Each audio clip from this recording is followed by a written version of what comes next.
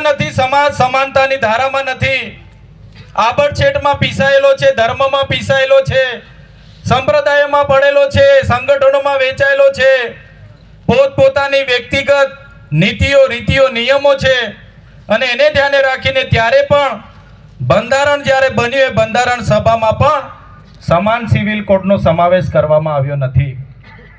ત્યારે સાથીઓ, જ્યારે ભારતીય જનતા પાર્ટીના અગ્રણી લાલકૃષ્ણ અડવાણીની અધ્યક્ષતામાં 80ના દાયકામાં 90ના દાયકામાં અને 2004 સુધીના સમયગાળામાં જેટલી પણ લોકસભાની ચૂંટણીઓ લડવાની થઈ, તમામ ચૂંટણીઓના ઢંઢેરામાં માત્ર 3 જ મુદ્દામાં આ પાર્ટી ચૂંટણી લડતી આવી. એમણે કીધું અમારી સરકારો બને એટલે અમે કાશ્મીરમાંથી 370 હટાવીશું, અયોધ્યામાં રામ મંદિર બનાવીશું અને દેશમાં એક કાનૂન સમાન સિવિલ કોડ અમે લાગુ કરીશું. એમણે રામ મંદિર બનાવી દીધું, 370 હટાવી દીધી.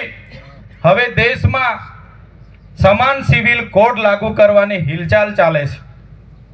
તમે વિચાર કરો, આ દેશ પર જ્યારે આદિવાસીઓના સરદારો કબીલાઓ હતા, ત્યારબાદ રજવાડાઓ આવ્યા, મુગલો 500 વર્ષ આવ્યા, 175 વર્ષ અંગ્રેજોએ શાસન કર્યું, છતાંય આદિવાસીઓની પોતાની જીવનશૈલી સાથે જોડાયેલી નીતિ નિયમોમાં ક્યારે એમણે દખલ અંદાજી નથી કરી.